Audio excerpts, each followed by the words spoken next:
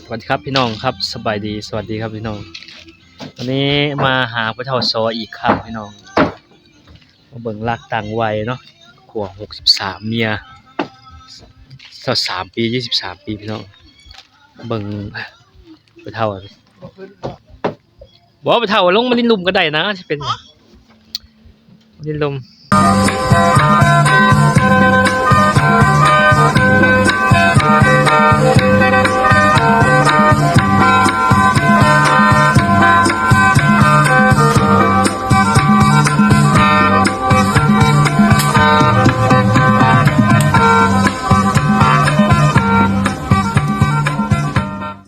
พี่น้องตอนนี้ก็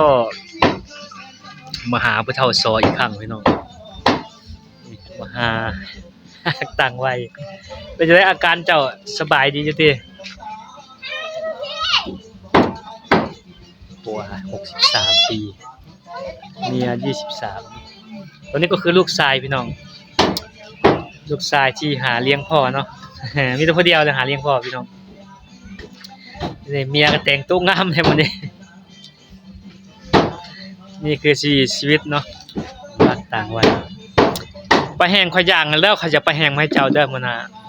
มื้อนี้บ่ทันค่ำแล้วนี่ลูกสาวเพิ่นพี่น้อง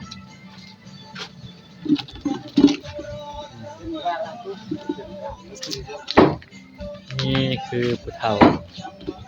แล้วกับเมียเราได้เมียน้อยพี่น้องไปได้อาการขาเจ้าเป็นจังไดอาการขาเจ้าเป็นจังไดอาการขาเจ้าเป็นจังไดคือเก่าจะกินอาหารจังไดแต่กินได้แต่ปลา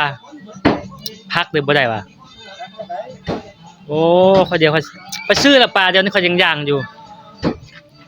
มาเด้อเจ้าก็มาเข้ากล้องนะผัวเจ้าแม่นี่พระเจ้าอยากได้ยังเขาสิซื้อมาให้นี่โอ้ชีวิตฮักกันมาเกือบ15ปีพี่น้องมีลูก2คนนะแต่ว่าเป็นรปภเนาะเพื่อสิได้เงิน2ล้านกีบมาแต่งเอาเมียพี่น้องเขาบ่เอาแล้วบ่จะไปเป็นรปภจักปีเพื่อสิได้เงิน2ล้านมาแต่งเมียจักปีจะไปจัก9ปี10ปีโอ้9ปี10ปีว่าดังๆรถบ่เป็นหยังไปเป็นรปภอยู่ไสตะกี้โรงงานเบียร์อ๋อเป็นรปภอยู่โรงงานเบียร์8 9ปีมันยังตลาดเขาเอาแล้วแม่นบ่เท่าแล้วก็เป็นพญาติได้เนาะมาแต่งเมีย2ล้านกีบพี่น้องเอ้ยผู้ฮักต่างวัยหาเงินเพื่อสิได้ทั้งชีวิต2ล้านกีบอาชีพรปภแต่งเมีย 4,000 บาทพี่น้องเงินไทยเนาะแต่งแล้วไปอยู่ไสตะกี้พากันไปอยู่ไสตะกี้อยู่เฮือนหลังนี้แม่นบ่อยู่ไสอยู่เฮือนนั่นไม่เท่าอ๋ออยู่กับไม่เท่าจักปีจังออกเฮือนถ้าอยู่กับเมียน้อยนี่จักปี10ปี10ปี10ปลายปีเนาะ15ปีประมาณนี้เนาะเมียนี่ก็ฮู้ลูกเจ้าอยู่ว่าฮู้ลูกเมียเก่าอยู่ว่านี่ผู้นี้ก็ฮู้ลูกเมียเก่าอยู่บ่อันผู้นี้ก็ฮู้ลูกเมียเก่าเนาะก็ฮู้บ่2คนนี่ก็ฮู้บ่2คนนี่เขาก็เอิ้นแม่นบ่อ๋อเขาต้องเอิ้นแม่เนาะแม่นบ่ ต้องเอิ้นแม่นั่นแหละ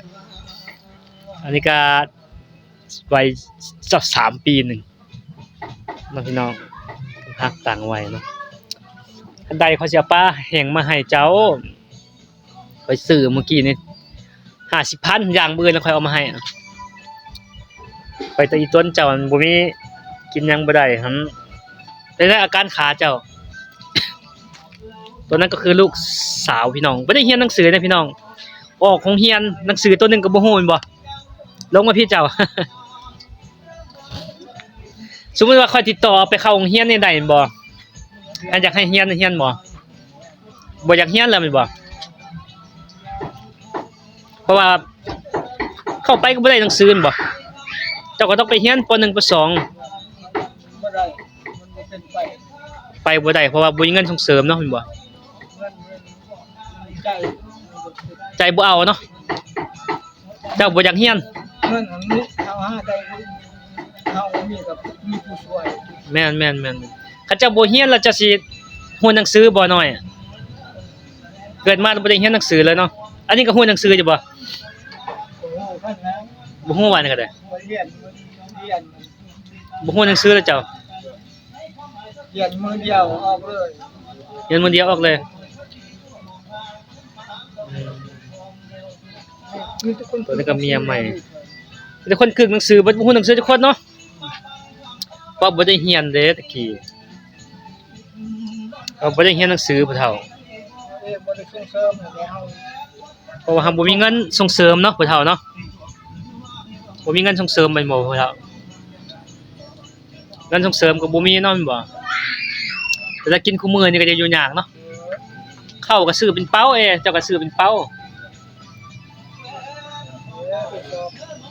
ซื้อเป๋านึงมากุมบ่เดือนนึงวัดแลสอบนี่ยังสอบอ๋อเมียเจ้าก็ไปสอกเฮ็ดเวียกเก็บผักเก็บหญ้าตัวอย่าเพิ่งจะไปแกะใหม่ซอยหนึ่งก่อน ซอยเฮ็ดหยัง เก็บไม้เปิดเก็บแบบไม้ซอยเขาได้10,000มื้อนี้ 10,000โอ้โหหาเงินในมื้อหนึง 10,000 5,000ก็ยังหาเงินมาแล้วกันไปซื้อยามาให้ผัวเจ้าแดให้แต่ลูกเลี้ยงโอ้มันก็สิไปไหวมันจะลูกเลี้ยงอาศัยกินแต่ผู้ชายผู้เดียวเนาะกับผัวชื่อเฮิงบ่ มีเมียแล้ว เมียไปเสร็จบ่นี่ ผู้เลิกติดเชื้อกันเยอะ โอ้ออกไกลเป็นคนชนเผ่า บ้านนาเวิร์น คนชนเผ่าตะอวย ดักอยู่ โอ้ดักจึงค่อยไปมันมาแล้วดักจึง เนี่ยคนญี่ปุ่นแล้ว เออ มันมา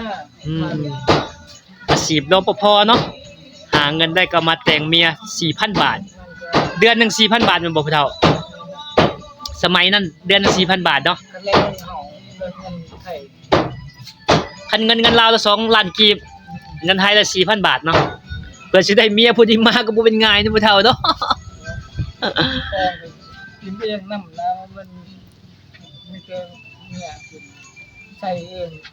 ตัวเองไปซื้อกินเงินจัง อ๋อ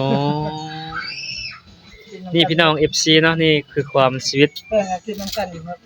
ใจน้ำกันอะไรเงี้ย นี่คือชีวิตอีกชีวิตหนึ่งของผู้เฒ่าสอรักต่างวัยเนาะผัวก็63เมีย23ปี23ปีแล้วก็ได้ลูก2คนเนาะคนหนึงน่าจะไปเล่นเนาะแม่นบ่ผู้เฒ่าเดี๋ยวมื้ออื่นค่อยว่างๆค่อยเอาของกินมาให้เจ้าอีกเดี๋ยวจะเสื้อมาให้เด็กน้อยแต่เจ้ามีส่งนงอยู่บ่ นี่ครับ